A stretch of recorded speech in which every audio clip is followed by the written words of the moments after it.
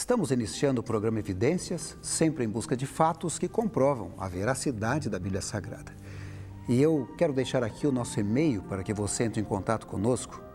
O e-mail é evidências@novotempo.org.br. Ficaremos muito felizes em ouvir suas sugestões e dúvidas. No mundo atual é comum as pessoas se voltarem para Deus. Afinal de contas, atravessamos uma crise mundial, a fome, guerras, catástrofes em muitos lugares.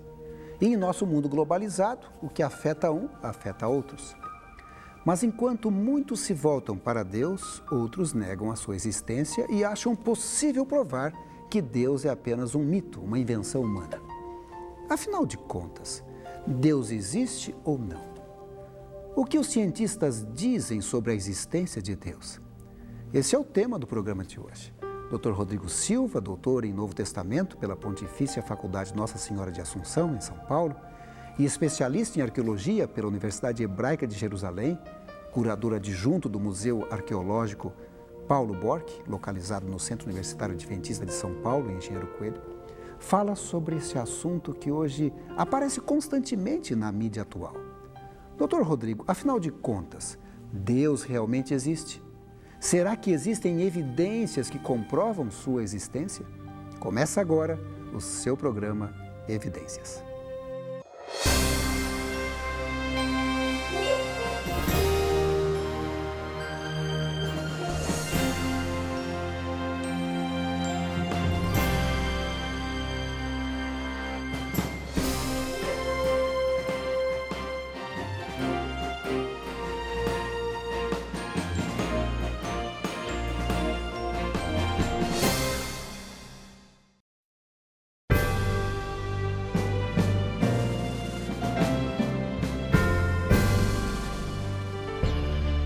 Há vários séculos, uma visão de mundo materialista e antirreligiosa tem sido apresentada e aceita por muitos como legítima postura racional ao lado de outras cosmovisões. Os mais extremados defensores do questionamento à existência da divindade chegam a declarar que o mundo alcançará o seu triunfo apenas quando desistir dos conceitos religiosos e da fé num supremo que costumeiramente chamamos de Deus. Curiosamente, em anos recentes, temos presenciado um desdobramento novo nesse debate acerca da existência de Deus. Trata-se do que aparenta ser uma milícia intelectual organizada para provar a perspectiva ateísta como sendo a única tese defensável do ponto de vista científico e filosófico. Logo, a religião, em quaisquer de suas manifestações, deveria ser completamente banida do cenário cultural humano para o bem da própria humanidade. Entre os mais recentes defensores ateus da atualidade está o escritor americano Sam Harris, autor dos livros The End of Faith, O Fim da Fé, e Letter to a Christian Nation, Carta a uma Nação Cristã. Em ambos os livros, Harris, que é filho de um pai Quaker e de uma mãe judia, procura mostrar que, em sua opinião, a sobrevivência da humanidade está em perigo por causa do receio que se tem em questionar as crenças religiosas. E mais, atacando franca e honestamente a crença na existência de Deus ou de um Deus pessoal, Harris chega ao ponto de declarar que a religião é o mais perverso exemplo de mau uso da inteligência em toda a história humana. Ele sugere, portanto, que o ateísmo, que por definição deveria ser um termo desnecessário, não é apenas uma teoria ou filosofia, mas o meio mais seguro de destruição das ideias ruins da humanidade. E sem Deus, concluiu ele, é assim que nós poderemos vencer as decepções que a história apresenta. Uma das primeiras respostas aos livros de Harris veio de um dos mais respeitados acadêmicos da Faculdade de Teologia do St. Andrews College, nos Estados Unidos. O seu nome, Douglas J. Wilson, que além de escrever vários livros sobre filosofia e religião, foi por muitos anos professor de latim, grego e literatura clássica.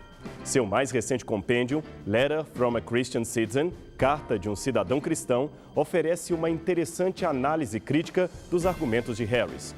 Mas Wilson toca num ponto além ao se perguntar por que nos últimos anos os ateus parecem ter redobrado seu ataque à religião, comportando-se como se fossem até, ironicamente, um movimento formado por religiosos fundamentalistas dispostos a tudo para pregarem uma mensagem ao mundo.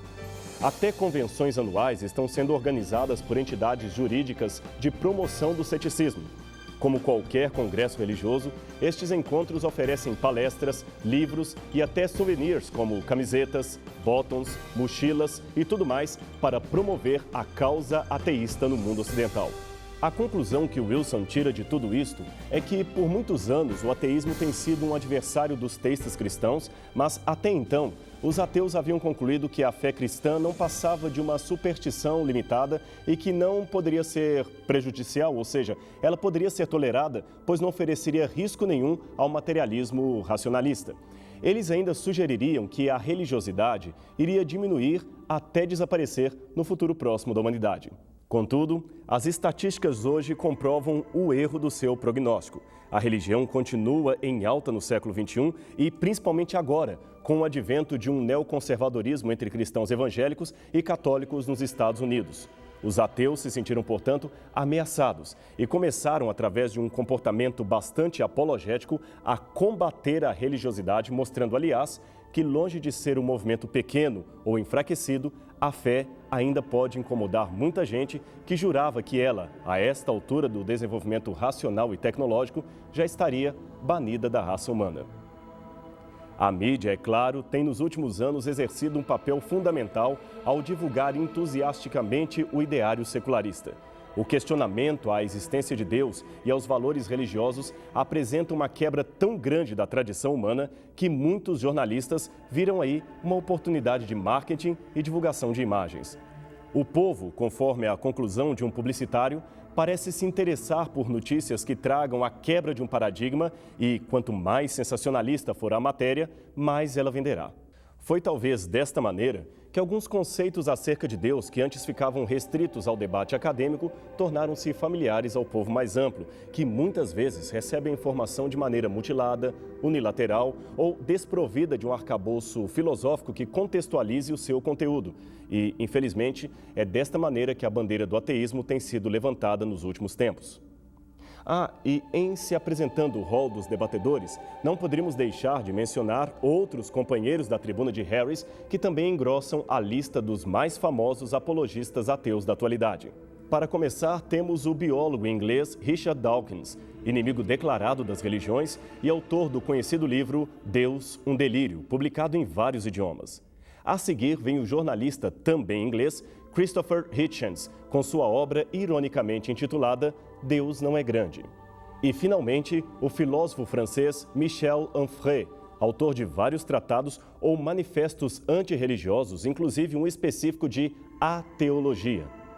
Não poucas vezes estes autores e outros de menor expressão têm ocupado a mídia, principalmente em entrevistas e palestras, nas quais defendem abertamente o fim da religião. Basta olhar as famosas páginas amarelas de várias revistas internacionais e lá estão eles com frases recheadas de trocadilhos e ironias, apresentando argumentos racionais para a não existência de Deus. Um exemplo recente veio da polêmica tese do pesquisador holandês Frans Waal, primatologista da Universidade de Emory, em Atlanta, Estados Unidos. Numa entrevista dada ao jornalista Marcelo Mart, correspondente da revista Veja, este cientista afirmou categoricamente que a moralidade, que muitos julgavam ser o último refúgio da religião, não teria de fato uma origem religiosa, muito menos divina. É apenas uma manifestação natural comum ao homem e também aos animais. Esta mesma expressão ele defende com outros argumentos em seu livro Eu, um Primata, porque somos como somos, com várias edições em português e inglês. A primeira coisa que devemos ter ao nos aproximarmos de tais pensadores é o reconhecimento de que eles não são em nada inovadores. Basta uma olhada nos livros de história para verificar que as atitudes ateias e antirreligiosas não são novas na trajetória da humanidade, especialmente no mundo ocidental. Górgias, Protágoras, Pirro, Carneades e Timon, que viveram séculos antes de Cristo, são considerados os primeiros relativistas e céticos da história da filosofia, o que demonstra que o questionamento à fé vem de longa data. Não obstante, o moderno movimento ateísta parece ter as suas raízes fincadas no pensamento filosófico de dois filósofos em especial que, por incrível que pareça, eram teístas, isto é, acreditavam em Deus. Estamos falando de René Descartes, pai da filosofia moderna, e Immanuel Kant, o mais notável filósofo da cultura ocidental e, indiscutivelmente, um dos pensadores mais influentes da humanidade. Esses autores, seguidos, é claro, de outros, subverteram as perspectivas clássicas da filosofia e, por tabela, da teologia, insistindo em filosofar sobre o próprio homem e não mais sobre a natureza e o seu Criador, a saber, Deus. É que até Descartes, os filósofos e os teólogos se interessavam primariamente por tudo o que tem a ver com Deus e a natureza que ele criou. O homem, obra-prima desta criação divina, só vinha depois. Mas, ao mudar as ordens do objeto e meditar primariamente no homem com quase detrimento aos demais elementos, começou-se a afirmar que este deveria confiar unicamente no poder da razão para conhecer a verdade. Descartes, assim, realizou uma espécie de revolução copérnica na filosofia ao derrubar a perspectiva tradicional em seu tempo, cuja tendência era repetir verdades transmitidas tradicionalmente pelas gerações que lhe antecederam. A seu ver, deveríamos partir do zero, ignorando tudo o que até ali fora dito acerca da realidade, dos homens, da própria humanidade. Quando se diz partir do zero, a exclusão da própria Bíblia como elemento humano da revelação de Deus também está incluída aí. A única certeza que poderíamos ter era da nossa própria existência. Por isto, a máxima filosófica de Descartes, cogito ergo sum, isto é, penso, logo existo. Quanto a Deus, Descartes, embora acreditasse na existência de um Criador, afirmou tanto a sua transcendência em relação à natureza que acabou concluindo que Deus foi inteiramente indiferente ao criar as coisas que criou. Logo, embora continuemos a crer em sua existência, não precisamos acreditar em seu amor, em sua revelação. O homem está aqui por conta própria, e tal ideal acabou dando espaço para o que futuramente seria chamado de deísmo, isto é, a crença de que Deus criou o universo, mas abandonou logo em seguida a sua própria sorte. Com Descartes, portanto, o homem foi promovido ao centro do racionalismo humano, a única coisa sobre a qual e a partir da qual devemos debruçar os nossos conceitos. Kant, é claro, intensificou ainda mais esse processo, ressaltando a importância do conhecimento do indivíduo e tratando o homem como essencialmente bom, digno de total liberdade e o único suficientemente capaz na organização do seu próprio universo. Em outras palavras, o homem acabou se projetando em Deus. Deus, para Kant, estaria juntamente com as realidades transcendentais ou categorias de números, ou seja, entidades que escapam à percepção sensorial e, portanto, não podem ser conhecidas em seu ser, nem mesmo se revelar. Tanto Kant como os deístas, que em seu tempo estavam bem organizados, reduziram a religião a um auxílio em favor da moralidade e nada mais do que isso.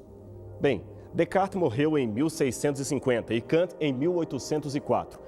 Daí, o hiato de tempo entre ambos testemunhou o surgimento de outras filosofias explicitamente secularistas e anticristãs que não deixariam, ao longo de sua existência, de ser direta ou indiretamente influenciadas pelo pensamento destes autores.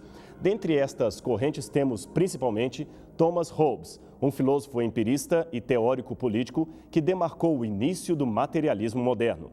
David Hume, filósofo e historiador que defendeu com veemência a ideia de que não se pode ter certeza absoluta de nada nesse mundo, e Voltaire, famoso na França e na Inglaterra por apregoar as bases do pensamento deísta de Deus. Até aqui, estes indivíduos, de uma mente, diga-se de passagem, nada modesta, não se diziam necessariamente ateus. Seu pensamento oscilava entre o agnosticismo, a impossibilidade de saber a verdade, e o deísmo, a ideia de que Deus criou e abandonou a criação.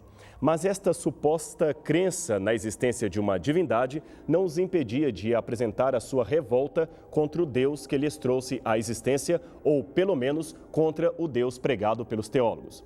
Falando da maldade e do desejo contínuo da humanidade em criar novos deuses, Voltaire ironicamente escreveu um dicionário de filosofia no qual se expressou: Deus criou o homem à sua imagem e semelhança, e este agora está lhe retribuindo o favor.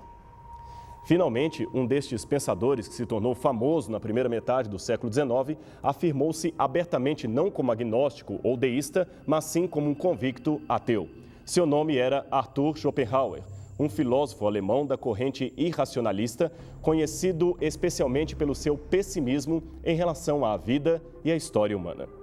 Junto dele veio outro pensador germânico que defendeu a ideia de que Deus era um produto da imaginação e do desejo do homem. Era o escritor humanista Ludwig Feuerbach, autor de vários livros e cujas ideias influenciaram tremendamente o pensamento de homens como Karl Marx e Friedrich Engels, os fundadores do chamado socialismo científico ou comunismo.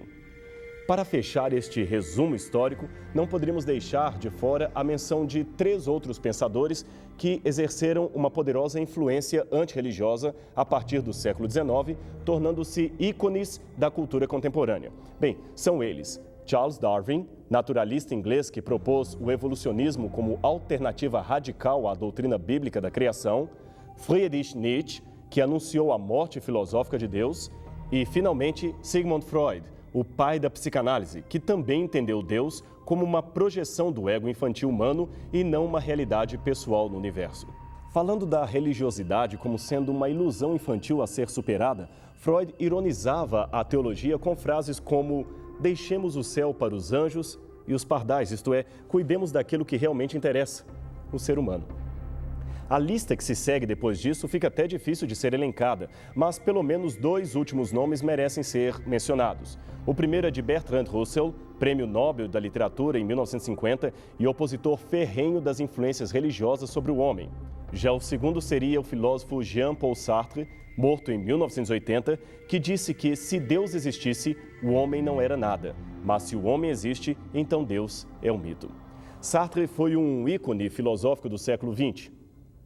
Mas não pense que só de ateus convictos vive a academia.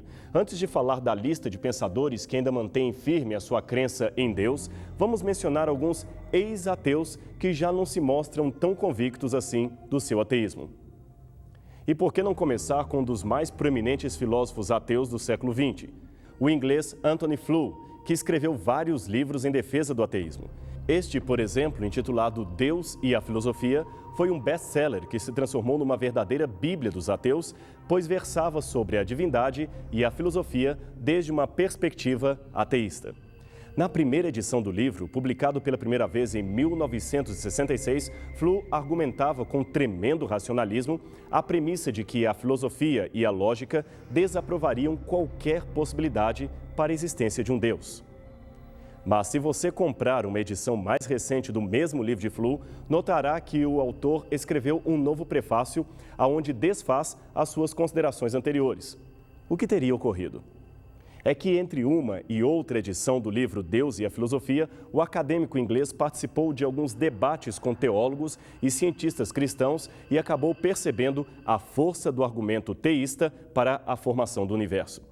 Note a capa de um dos seus mais recentes livros, There is not a God, Não há um Deus, mas note que o não está cortado como o próprio subtítulo diz. Aqui você vai encontrar a história como o mais notável ateu mudou de ideia acerca de Deus. Esse livro foi escrito juntamente com Roy Abraham Varghese, cuja obra A Maravilha do Mundo, uma viagem da ciência moderna para a mente de Deus, exerceu um grande impacto no pensamento de Flew. Também pudera, propondo o que seria a existência necessária de Deus.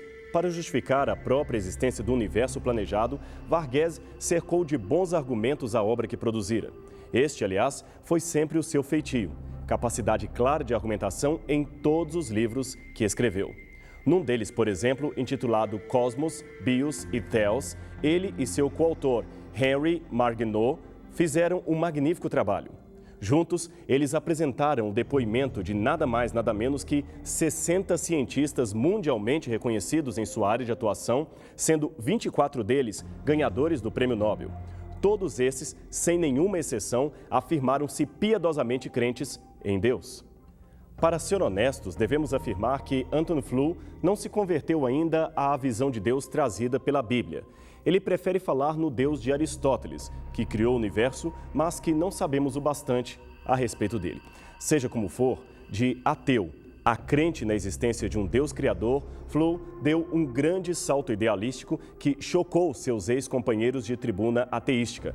O próprio Richard Dawkins lamentou a perda desse valioso intelectual para o lado do teísmo.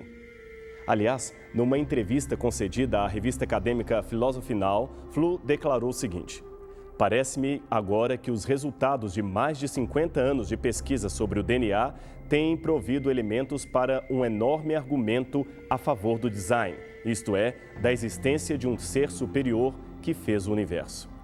E, para surpresa adicional de todos, ele também passou a questionar as teorias naturalistas da evolução. Continua ele. Torna-se extraordinariamente difícil até mesmo supor a mais leve pressuposição de uma teoria naturalista da evolução que pudesse explicar a reprodução do primeiro organismo vivo. E por falar em DNA, o que poucos sabem é que um dos principais responsáveis pelo mapeamento genético do DNA humano, feito em 2001, também fora, na sua juventude, outro ateu convicto que igualmente abandonou a descrença para crer piamente na existência de Deus. Ele é o biólogo americano Francis Collins, diretor do Projeto Genoma e um dos cientistas mais notáveis da atualidade. Desafiado por colegas que ainda permanecem ateus, Collins lançou seu livro The Language of God, A Linguagem de Deus, que foi uma bomba contra o ateísmo. Nas 300 páginas dessa obra, o biólogo conta como deixou de ser ateu para tornar-se cristão aos 27 anos e narra as dificuldades que enfrentou no meio acadêmico para revelar a sua fé, que, aliás, permaneceu secreta por muitos anos por medo de ser rejeitado por outros membros da academia. Collins, a bem da verdade, ainda acredita que é possível conciliar a teoria de Darwin e sua fé em Deus, mas nem todos concluem assim. Pelo menos foi o que aconteceu com o bioquímico Michael Behe, professor da Universidade de Lehigh, na Pensilvânia, que, ao escrever os best-sellers A Caixa Preta de Darwin e O Limite da Evolução, anotou não apenas os sérios problemas científicos com esta teoria, como também percebeu a sua incompatibilidade com a crença num Deus criador. E que tal fechar este ciclo de ex-descrentes com um erudito literário irlandês conhecido mundialmente por suas obras de ficção? Com o sucesso mundial de As Crônicas de Nárnia, o nome do seu criador, C.S. Lewis, tornou-se igualmente conhecido entre o público em geral. Porém, o que nem todos sabem é que o próprio Lewis foi um brilhante professor de Oxford, outro intelectual de envergadura que também se decepcionou com o ateísmo, deixando-se envolver confortavelmente pelos braços da fé em Cristo. Veja agora algumas de suas notas acerca de sua nova fé em Deus, assim que deixou de ser um ateu convicto. Deus sussurra a nós na saúde e prosperidade, mas sendo maus ouvintes, deixamos de ouvir a voz de Deus. Então ele gira o botão do amplificador por meio do sofrimento. Aí então ouvimos o rimbombar de sua voz. O sofrimento é o megafone de Deus para um mundo surdo. Para a tarefa mais elevada de ensinar coragem e paciência, jamais fui tolo o bastante para considerar-me qualificado. Nem tenho qualquer coisa a oferecer a meus leitores, exceto minha própria convicção de que, quando é preciso suportar a dor, um pouco de simpatia humana tem mais valor do que muito conhecimento. Um pouco de simpatia tem mais valor do que muita coragem. E a menor expressão do amor de Deus supera tudo. Como você pôde ver, não é a intelectualidade de uns que prova ou desmente a existência de Deus, pois há acadêmicos que o negam, enquanto outros, de mesmo calibre mental, correm para ele. A diferença está na decisão que cada um toma acerca dessa verdade, pois, embora Deus seja, segundo a teologia, um ser onipotente, sem nenhuma fraqueza, ele paradoxalmente possui um ponto vulnerável. E você sabe qual é? Deus pode ser rejeitado. Não há neutralidade em relação à sua pessoa. Portanto, que decisão você toma a esse respeito? No próximo programa Evidências, nós continuaremos este assunto apresentando algumas reflexões racionais sobre a existência de Deus. Mas, afinal, podemos provar que Deus existe? Não perca estas e outras considerações no próximo programa Evidências.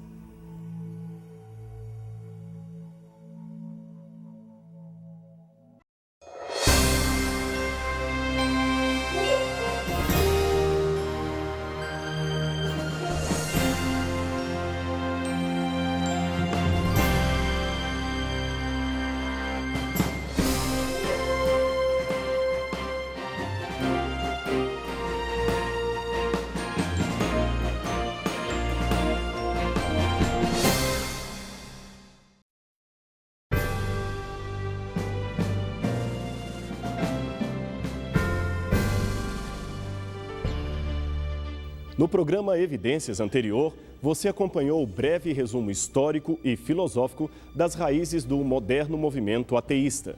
No final da explanação, terminamos com o desafio de mostrar evidências racionais para a existência de Deus. E esse é o nosso assunto hoje. Vamos começar contando uma história baseada em fatos reais que aconteceu anos atrás nos Estados Unidos. Shirley, esse é um pseudônimo para preservar a identidade real dos envolvidos, era uma jovem cristã que lia a Bíblia e amava sua igreja. Criada numa pequena cidade do interior, ela nunca havia conhecido um lugarejo com mais de 30 mil habitantes, até que um dia seus pais a enviaram para a capital a fim de cursar a universidade. O choque cultural, é claro, foi tremendo.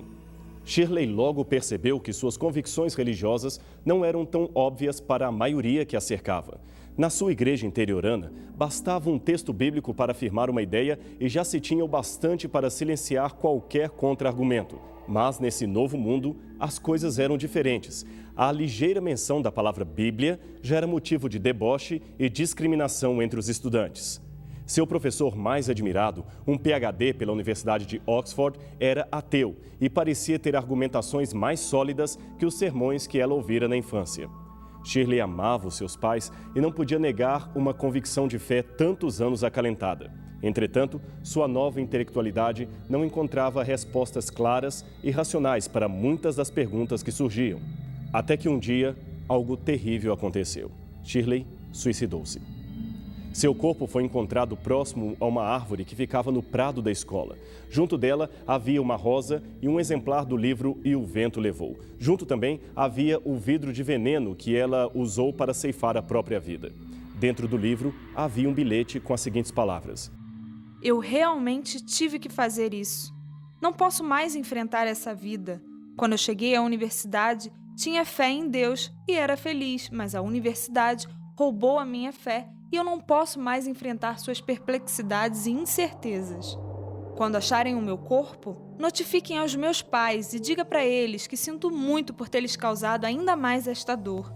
Peço que enterrem o meu corpo embaixo dos pinheiros que estão no cemitério, cuja graça e beleza tantas vezes admirei, mas nunca pude alcançar.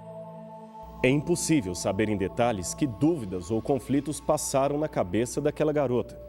Mas dá para se ter uma noção, pois muitos passam pelos questionamentos semelhantes a ela. Aliás, se você notar bem, verá que ninguém nasce ateu. As pessoas se tornam ateias devido a alguma decepção com aquilo que antes acreditavam. Pode ser o sofrimento, a formulação de perguntas sem resposta ou até o choque de culturas. Não importa a razão, num dia, mais cedo ou mais tarde, todos temos a nossa fé balançada por algum tipo de questionamento. Como lidar com isto é o que torna o X da questão. Note que a existência de Deus não é algo que interessa somente às pessoas que creem. Saber que há no céu um ser supremo e amigo é algo que traz alegria para todas as pessoas. É o ceticismo que nos angustia com a sua convicção de que estamos sozinhos no universo e não temos outra vida senão esta. Aliás, se existisse uma oração que até mesmo um bom ateu pudesse fazer, esta seria: peço que Deus exista.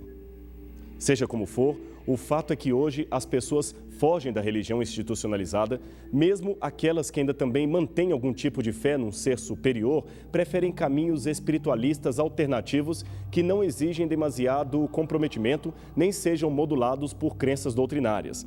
A mentalidade pós-moderna parece evitar o seguimento de qualquer coisa que pareça uma cartilha de fé e comportamento. Conforme o anúncio quase profético do escritor alemão Robert Adolphs, autor do livro A Sepultura de Deus, na visão popular, as igrejas estão se tornando túmulo de Deus, ao invés de serem um meio de encontrar-se com a divindade.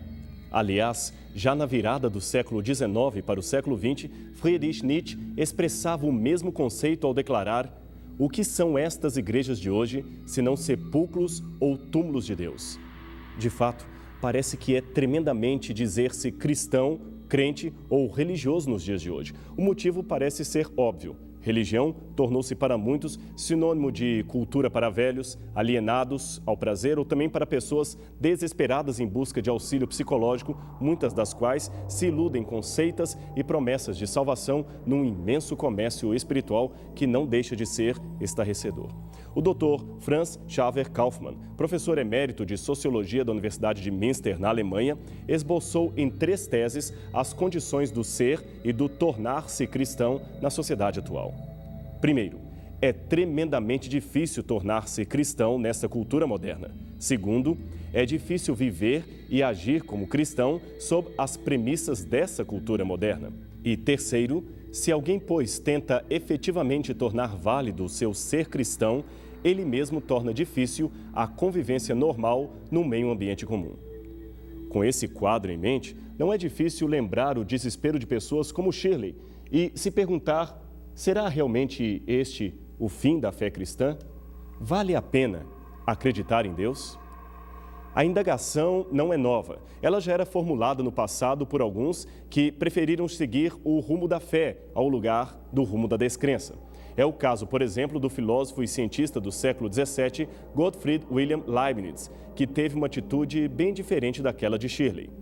Ele era tão brilhante que, com apenas 21 anos de idade, isto mesmo, 21 anos, defendeu uma tese doutoral na Universidade de Leipzig, na Alemanha. O reitor nem queria dar-lhe o título de doutor por ser muito jovem. Autodidata, aos 8 anos, ele aprendeu sozinho a falar latim e grego. Aos 15, já possuía vasto conhecimento de filosofia moral e teologia escolástica. E, para completar, estudou ainda matemática em Paris e anunciou o cálculo diferencial a partir do seu invento, a máquina de fazer operações, a ancestral da calculadora. Ele era um gênio e, diferente de muitos de sua época, ele cria piamente em Deus. Nos dias de Leibniz, o antropocentrismo filosófico dominava o pensamento dos intelectuais. Dentre os vários segmentos, havia uma corrente de céticos chamada deísmo. Para estes, o sofrimento era o maior argumento contra Deus. Por isso diziam: se Deus existe, por certo não está aqui. Ele abandonou o universo. Discordando disto, Leibniz sistematizou uma filosofia chamada teodiceia. Ela consistia numa série de argumentos racionais à existência de Deus, mesmo em face ao sofrimento humano. Mas ele não foi o único a fazer isso. Outros pensadores antes e depois dele também o fizeram, como, por exemplo, Tomás de Aquino, Blaise Pascal, Sir Isaac Newton, que também argumentaram, ao seu tempo, a favor da existência de Deus. Mas não pense que se tratam de provas da existência de Deus. Na verdade, é até impossível provar que Deus existe por um motivo muito simples. Deus é grande demais para ser analisado por meios científicos. Afinal, a ciência e a razão humana têm as suas limitações. Provar em termos de ciência significa analisar, medir e, principalmente, repetir o experimento para se obter o mesmo resultado. Sendo assim, podemos provar, por exemplo, a lei da gravidade, a lei gravitacional, pois é possível fazer e refazer o teste e ver que os corpos realmente são atraídos para o centro da Terra. Mas há coisas que não dá para simplesmente repetir ou experimentar em laboratório. É o caso, por exemplo, de alguns enunciados da geometria e da matemática. Desde a antiguidade, os sábios consideravam, de um modo geral, 2 tipos de proposições matemáticas: os axiomas e os teoremas. Os axiomas, também chamados de postulados, são proposições aceitas sem demonstração, e teoremas são proposições que podem ser demonstradas, mas a partir dos demonstráveis axiomas. Ou seja, se o axioma estiver errado, o teorema também estará. Mas então por que não podemos provar os axiomas? Porque, de acordo com o método lógico-dedutivo usado pelos gregos, isto é, aquele que parte do universal para o singular, o pressuposto universal, embora necessário para se obter um resultado efetivo, escapa à nossa capacidade intelectiva e, portanto, não pode ser medido, verificado ou analisado com os nossos instrumentos, que têm como característica principal a limitação. Noutras palavras, são grandes demais para os nossos critérios de observação. Mas aí você deve estar se perguntando: como ter certeza de um axioma se ele não é verificável? Bem, os matemáticos gregos responderiam que ele é indutivo. Faz sentido supor assim, mas não tente prová-lo. Sua mente não está ao alcance dele. Ora, se este é um conceito racional, por que não poderíamos aplicar o mesmo a Deus? Afinal de contas, se o Todo-Poderoso pudesse ser provado no sentido empírico da palavra, ele estaria mais para teorema que pressuposto. Logo, caberia dentro do escopo mental humano. e não seria grande o bastante para ser Deus. Portanto, do mesmo modo que o axioma matemático, Deus é uma verdade não demonstrável, mas que se estabelece pela lógica e intuição. A única diferença entre ele e o axioma da matemática é que, enquanto o axioma é apenas intuitivo, Deus é adicionalmente verificável pela fé e pela certeza da sua existência. Aliás, da certeza da sua existência, podemos tirar uma série de conclusões e elementos perfeitamente comprováveis, do mesmo modo que são comprováveis os teoremas retirados dos axiomas. E não pense que esta lógica matemática é difícil de compreender. Ela está em todos os livros e pode ser confirmada por qualquer matemático. Difícil é entender como filósofos ateus ignoram este ponto, afirmando categoricamente a não existência axiomática de Deus. Vejamos ainda outra ilustração da matemática. Como você deve saber, não dá para provar deste jeito empírico que alguns imaginam que duas retas paralelas jamais se cruzam, a não ser que sejam concorrentes. Em ambos os casos, a dificuldade está em que os conceitos remetem a nossa mente para o infinito. As provas oferecidas para esses e outros enunciados geométricos são reconhecidamente complexas e, em alguns casos, até contraditórias. Basta para isso ver a polêmica sobre o axioma das paralelas, o quinto postulado de Euclides, que envolveu grandes nomes da matemática, especialmente no século XIX. Só para você entender um pouco dos bastidores desta polêmica, saiba que por quase 2000 anos, desde o ano 300 a.C., quando viveu Euclides, até meados de 1700, a sua geometria dominou soberana o mundo da matemática. Mas muitos percebiam de longa data que o seu quinto postulado apresentava alguns problemas. De acordo com a visão de Playfair do século XVII, o quinto postulado de Euclides dizia: por um ponto exterior a uma reta, passa apenas uma outra reta paralela à primeira. Ora, os estudiosos de Euclides, que viveram a partir do século XVII, logo começaram a perceber que a questão da unicidade das paralelas era ou seria polêmica, pois implicava na existência de um ponto-encontro e não um encontro de duas retas concorrentes que poderia estar além dos limites da verificação. É que, nesta época, o método dedutivo de verificação estava sendo substituído pelo indutivo, que preferia partir do particular, isto é, do verificável, para o universal, bem o oposto do método anterior. Assim, pelo método da indução, que aliás era o próprio método científico, seria impossível verificar o postulado euclidiano. Afinal, como afirmar a existência de algo que não pode ser realizado dentro do universo inteiro, nem mensurado pelas medidas humanas? Esta era uma questão bastante delicada na época. Por outro lado, o curioso é que a vericidade do quinto postulado de Euclides não foi questionada até meados do século XIX.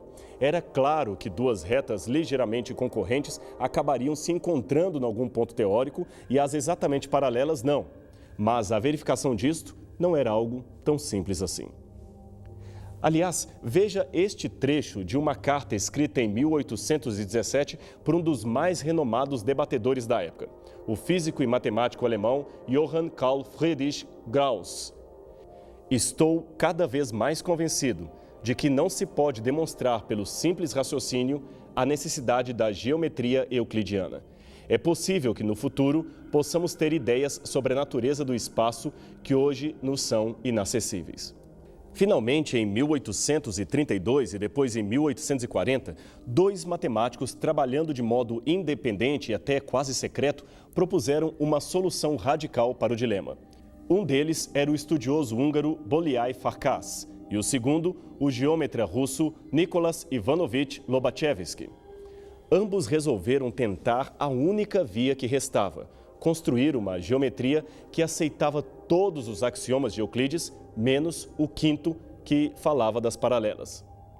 Eles fizeram um excelente trabalho, disto não resta dúvida, mas a crítica feita por alguns é a de que os novos modelos, ao invés de solucionarem o problema da consistência, apenas deslocaram seu foco. No caso, por exemplo, da geometria de Riemann, outro proponente da época, a geometria de Euclides foi usada para criar uma noção vaga de espaço físico usual em contraste com o espaço infinito, também chamado real, o que seria objeto das novas geometrias não euclidianas. São sistemas de fato extremamente interessantes, porém não mais nem menos reais que o sistema original de Euclides. De novo, caímos no campo do não demonstrável. Mas deixando para os entendidos em matemática as discussões acerca desta polêmica, o que nos interessa filosoficamente nesta discussão é que, além da demonstração de caminhos alternativos à matemática euclidiana dos paralelos, ficou claro que é possível provar a impossibilidade de provar algo em um dado sistema do conhecimento humano. Noutras palavras, há coisas que são absolutamente verdadeiras, porém impossíveis de serem provadas, não por uma falha delas, mas pela limitação da nossa mente. No caso específico das paralelas infinitas, teríamos que ter uma capacidade de verificá-las de um a outro ponto do infinito para certificar que realmente são contínuas e jamais se cruzam. Esta, repetimos, é uma verdade que podemos enunciar porque é lógico, faz sentido, mas não podemos provar porque está além do nosso alcance. Ninguém em sã consciência questionaria a racionalidade cada vez mais crescente da geometria. O mais surpreendente, porém, de forma lógica, é a independência que ela desfruta do cérebro humano ao demonstrar a limitação racional deste. Aliás, este chega a ser o seu maior destaque em relação a outras áreas da matemática. Como disse Friedrich Bessel, um dos maiores matemáticos e astrônomos alemães do século XIX, enquanto o número é produto exclusivo do nosso espírito, o espaço tem uma realidade para além do espírito, cujas leis não podemos prescrever completamente. Imagine agora estas mesmas palavras aplicadas à mente racional que fez o espaço, a saber, Deus. Novamente, para a tristeza da lógica ateísta, somos obrigados a cair no conceito de algo superior a nós, na convicção que existe um ser absolutamente real, supremo e divino que comumente chamamos de Deus. E, como já dissemos anteriormente, se esse Deus pudesse ser provado dentro das limitações humanas, não seria grande o bastante para ser o Deus da Bíblia. Por isso, é razoável concluir que está a favor dos crentes o fato de não podermos provar que Deus existe, mas apenas enunciar racionalmente a sua existência, pois é uma coisa lógica de se crer. E é por esta mesma razão que a Bíblia também afirma em Hebreus, capítulo 11, verso 5, que quem vai a Deus precisa crer que Ele existe e que recompensa os que o procuram. É importante, porém, não confundir o que acabamos de ver com aquela argumentação, digamos até infantil, que diz mais ou menos assim: o ateu não pode provar que Deus não existe, e esta é uma prova de sua existência. Ora, esse argumento jamais deveria ser usado pelos crentes, pois também não podemos provar que fadas azuis não existem, e isto não as torna necessariamente existentes. Tal raciocínio é equivocado e não tem nenhuma relação com os enunciados geométricos que você acabou de ver. No caso específico dos argumentos racionais para a existência de Deus, intelectuais de prestígio como o filósofo Casper preferem chamar esses indícios não de provas, mas de convites argumentados à fé. Ou, como diria Santo Tomás de Aquino, caminhos para a compreensão de Deus. Noutras palavras, Deus passou pela história e deixou rastros nela. Vejamos, portanto, alguns de seus indícios. Argumento cosmológico. Pense um pouco e imagine. De onde vem o universo? Existe uma lei física de causa e efeito que estabelece que as coisas não existem do nada. Sempre há uma causa que precede o efeito. Há um provérbio latino que diz ex nihilo nihil fit, que quer dizer do nada, nada se produz. Tudo teve uma causa que o originou. Ora, desde que Albert Einstein propôs a teoria da relatividade, ficou estabelecido que o universo não é eterno, mas teve um começo. Mas é aí que gera o problema para o ateu. Se do nada, nada se produz, o que havia antes do universo começar a existir? O nada? Ora, se não havia nada, por que hoje há algo? Lembremos, do nada, nada se produz. Não seria mais inteligente admitir que, ao invés de nada, havia um Deus?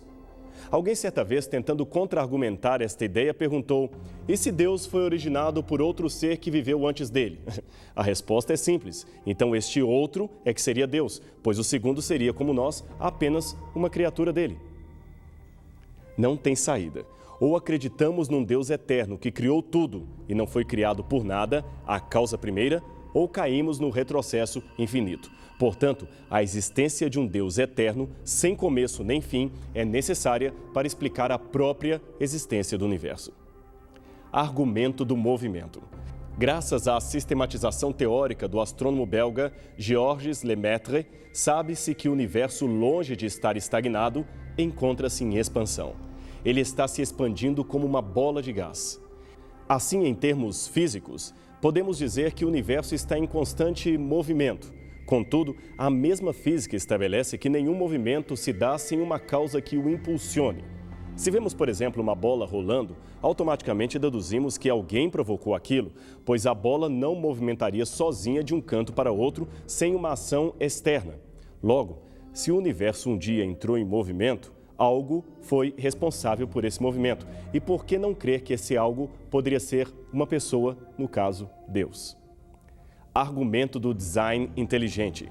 Todos os aspectos da vida natural parecem seguir uma estrutura complementar que supõe um projetista original. Note o vento que espalha sementes, a chuva que as faz germinar, o sol que lhes proporciona vida, o animal que come a planta, tudo segue uma perfeita sincronia. Tanto é que a transgressão de uma destas leis traz consequências sérias para a natureza e, em especial, o gênero humano. Ora, você é inteligente. Crer que toda esta complexa engenhosidade é fruto do acaso requer muito mais fé da parte do observador que aceitar a hipótese racional mais simples de que o universo foi planejado por alguém de inteligência infinitamente superior. Temos ainda outro argumento muito interessante usado desde os filósofos estoicos para estabelecer a crença racional na existência de Deus. É o chamado argumento étnico. Em todas as culturas, por mais ou menos avançadas que sejam, há uma ideia de Deus interpretada de maneira localizada.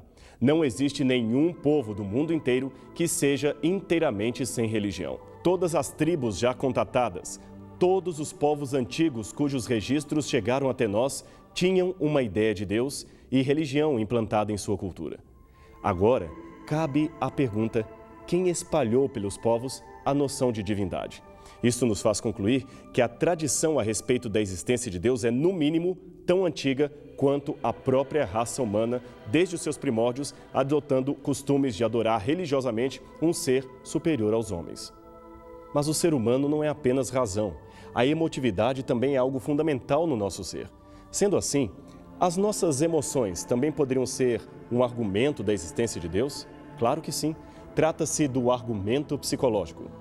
Como já dissemos, ninguém nasce ateu. As pessoas se tornam ateias por alguma razão, mas, em algum tempo, elas creram em algo superior a elas mesmas. Elas creram em Deus. Por isso, é sensato admitir que, psicologicamente falando, o teísmo, isto é, a crença em Deus, é o sentimento primeiro e natural de todas as pessoas. Ora, se há esse sentimento, devemos supor também que exista o seu correspondente, aquele que lhe preencha a expectativa. E agora vem o que seria o mais poderoso de todos os argumentos: o argumento da regeneração. A alegria de uma vida transformada, a transformação para o bem de uma pessoa que atribui a sua mudança à conversão espiritual, aponta à ação maior de um ente superior capaz de promover a cura para a alma humana. Este talvez é o maior argumento. Uma pessoa sem rumo na vida que foi transformada por Deus em um vencedor, em um indivíduo que possui e oferece esperança a outros. Esta, sem dúvida, é uma evidência que nenhum ateu pode contestar. O que você pensa então desta proposta?